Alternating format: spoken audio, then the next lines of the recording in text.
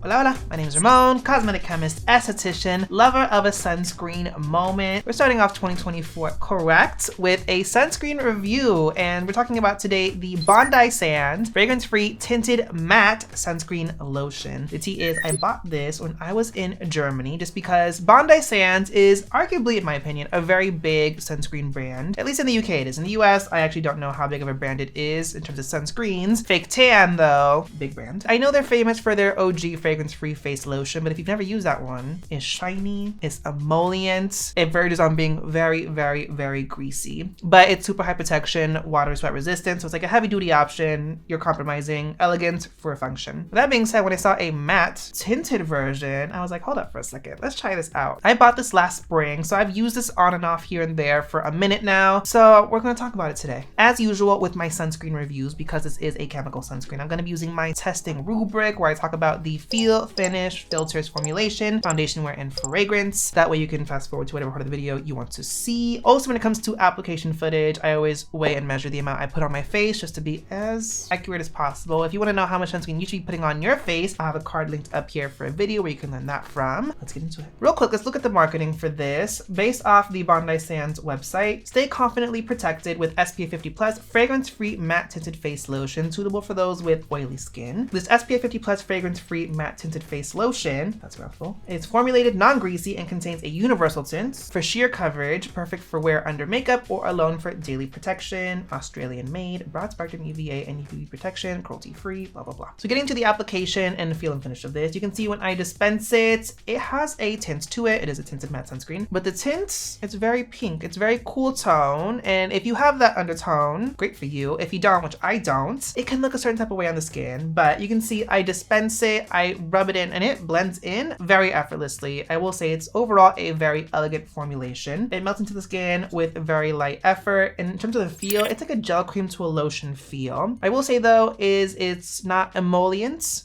It doesn't feel very, very slimy, oily, greasy. It blends in quick, very effortless. It feels very much like nothing on the skin. It's a very light moisturizing feel, a very hydrating moisturizer feel. Therefore, overall fairly elegant. In terms of the finish though, you can see when I put this on, I had nothing underneath it. It is shiny, and not shiny like greasy emollient, but it does have a natural glow to the skin. But as I mentioned, it's not emollient. It's not super, super greasy. So therefore on the face, while you do have a radiance, it's very natural. It doesn't feel super, super heavy. You can't really feel like you're wearing like a heavy greasy sunscreen. Therefore, that's a pro for this. Is it does not feel like the OG fragrance-free face lotion. And then in terms of the finish in relations to the tint, the tea is it obviously has a tint when you dispense it. The tint is not sheer enough so that it doesn't disappear entirely, but it's not coverage enough where it hides things on your face. You can still see it on the skin, which I have a little bit of an issue with, but I'll get into that in a minute. So in terms of the filters, this does have inky on the back, therefore I can go off of that. But what I will say is the ingredients on this and the ingredients highlighted on the Bondi Sands website are different, but I'm gonna trust what's on the actual packaging itself. For filters, this uses homosalate, octocrylene, octosalate, Uvinol T150, and Tinosorb S for that broad spectrum SPF 50+ protection. This is also a 4-star Boots Star UVA rating sunscreen, so it has really good UVA protection. Worth noting though is this is not water and sweat resistant, which is interesting because the OG one, which again is very inelegant, is like I think 80-minute water and sweat resistant or 4-hour water sweat resistant, depending on what market you're in, how they regulate that. So it's really interesting to see with this one. So it's elegant-er,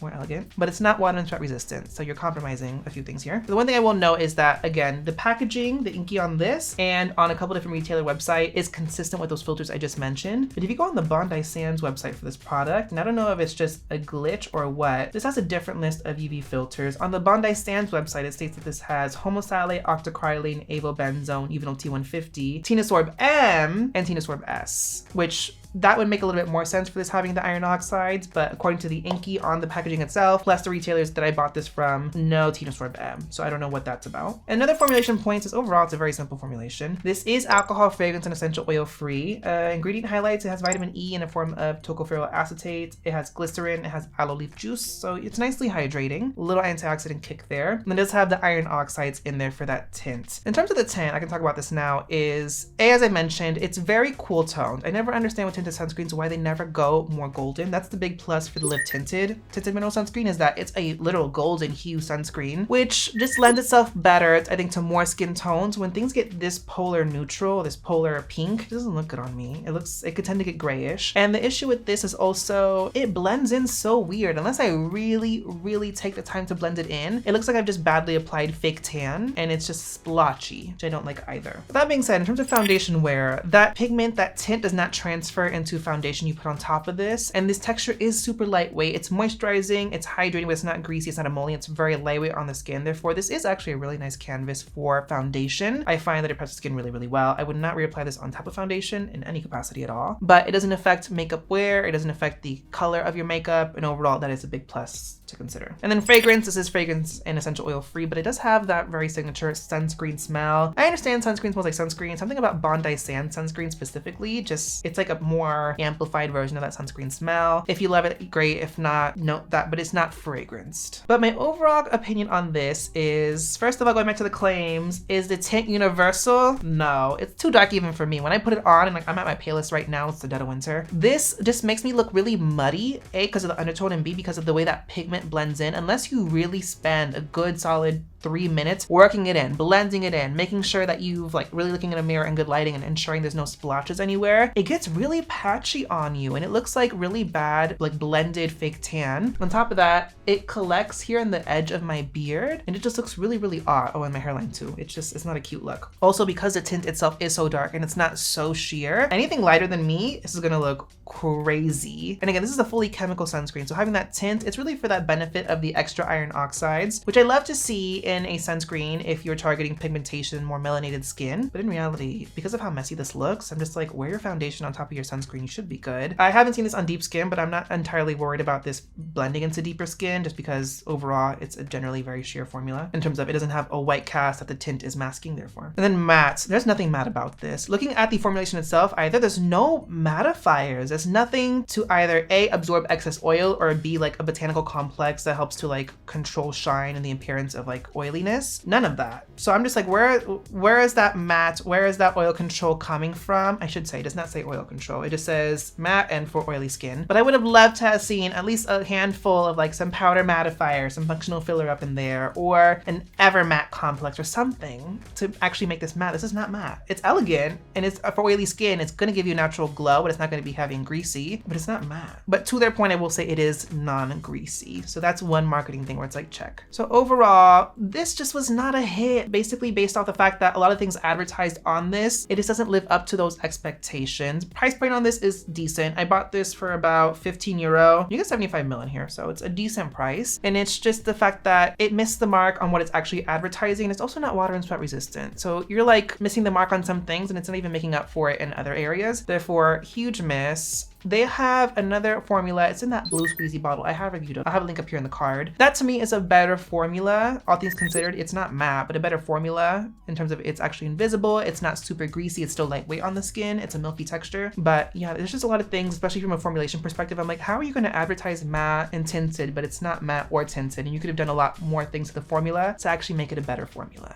you know? But that being said, let me know in the comments section, have you tried this? What are your thoughts on it? Slash, is there another option from Bondi Sands that's actually a good option for oily skin? I will say they actually have a skincare line separate of their sunscreen itself. And it's really weird, but in that skincare line, there actually is a tinted mineral sunscreen that is matte. It's a really nice formula. It is a really substantial tint, so on deep skin, it's gonna look crazy. But I'm like, that's actually matte. It's actually a really nice formula. And it's actually a pretty nice tint too for me. So I'm like, well, how'd they miss the mark so much on this? But anyways, let me know if you tried a formula from them that's actually matte or great for oily skin. I'd love to hear your thoughts. Slash, what are some of your favorite matte sunscreens for oily skin? Always like finding out what you guys are enjoying and loving. Don't forget to hit that subscribe button, notification bell, so that you know when I post more skincare, sunscreen, and beauty related content on my channel. Give the video a thumbs up, and thanks for watching, guys.